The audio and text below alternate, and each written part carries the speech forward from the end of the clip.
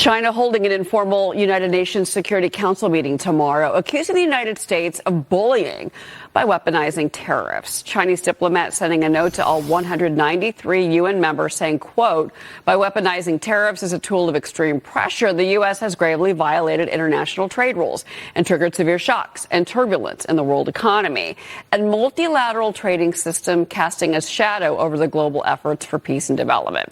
I want to bring in UN Watch Executive Director Hillel Neuer. Hillel, I want to get your reaction to that statement from them.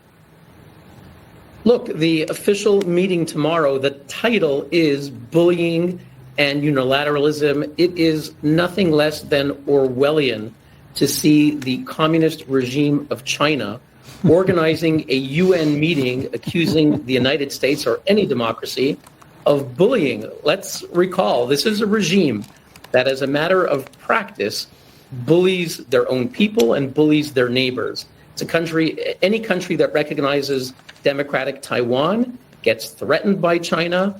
Any country that stands with the persecuted Uyghur minority gets bullied by China. And I've seen it at the United Nations in Geneva when the Chinese ambassador sent threatening letters to any other country's ambassador who would show up at a meeting for the persecuted Uyghurs. And the South China Sea. China bullies its neighbors in the South China Sea. So the notion that Beijing, that the communist dictatorship of Xi Jinping, is organizing a UN meeting to condemn the U.S. for bullying is Orwellian and, frankly, brings new meaning to the words irony. Well, this is why the Trump administration talks about pulling funding from the United Nations. This is why they talk about what is the use of the United Nations, which, by the way, is headquartered just a few blocks where I'm sitting here in New York.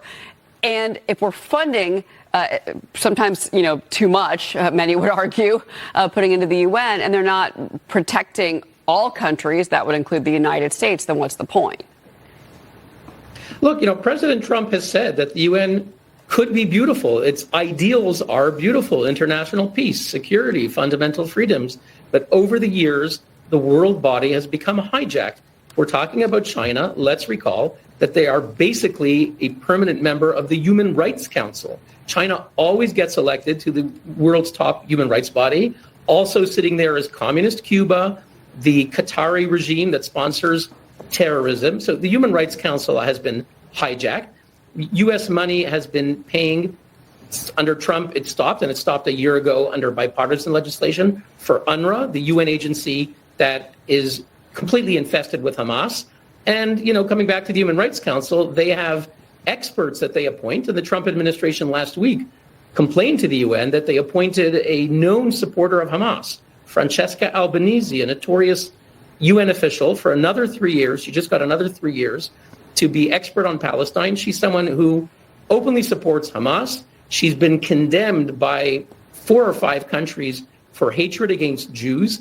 And the Trump administration rightly said that the UN decision to reappoint this woman shows that they tolerate anti-Americanism, support for terrorism, and anti-Semitism. So, U.S. is giving $13 billion a year, and some programs we're going to have to keep because they're necessary, but a lot of them may get the axe, and frankly, UN needs to know about that and deserves it. Well, the Qatari and Egyptian mediators are reportedly proposing this new peace plan for Israel and Hamas, and it calls for a truce that would last between 5 to 7 years, the release of all Israeli hostages in exchange for Palestinian prisoners, a formal end to the war, complete Israeli withdrawal from Gaza. I want to get your thoughts on that as well, because that last piece of this seems to be where the Israelis don't seem interested in making that concession. Well, the reports are relatively recent. Reports, as you indicated, coming from Egypt and Qatar, some Saudi media reporting on these talks. We have not seen the Israeli comment yet. The basic facts remain the same. Hamas is holding 59 hostages, including an American citizen. And Hamas is a suicidal death cult whose raison d'etre, the entire purpose of Hamas, is to destroy the state of Israel. They are funded, armed, and trained by Iran. None of that's going to go away. So, of course, Israel is going to do everything to get its hostages back. But at the same time, Israel has to maintain the ability to continue eroding and ultimately destroying Hamas. As long as Hamas is sitting meters away, yards away from Israeli communities, they will never have a moment of peace, not be able to, Israel's economy won't be able to develop as long as Hamas continues to exist. So it's a dilemma.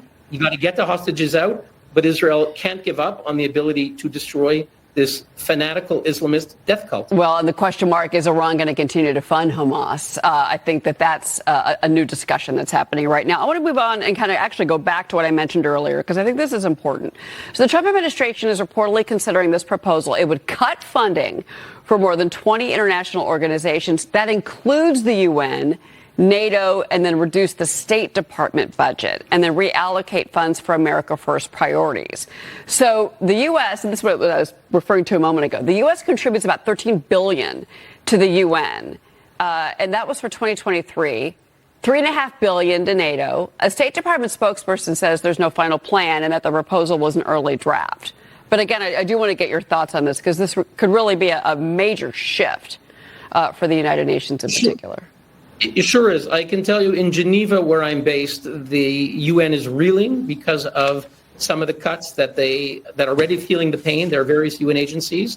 So the UN gets the message. And I think it may not be possible or desirable for the US to cut every single program. There may be programs like the World Food Program that are in America First, US interest to maintain.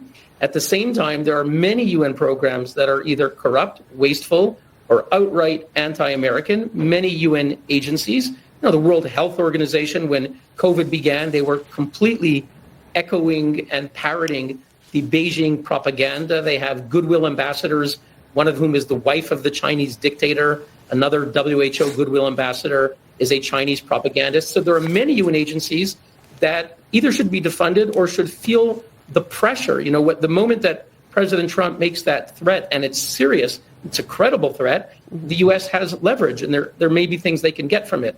When it comes to NATO, that's a different kettle of fish. The NATO has been a essential institution since World War II in protecting the Western alliance and Western civilization, we can say. And I think American leadership is necessary. No question, European countries have been ripping off America in the sense that they have not been paying their share. They have lavish social programs, and they need to step up to the plate and need to do much more to be better citizens of NATO. But the U.S. shouldn't give up on it. We need it. Hillel Neuer, thank you so much for joining us. We'll be right back, everybody.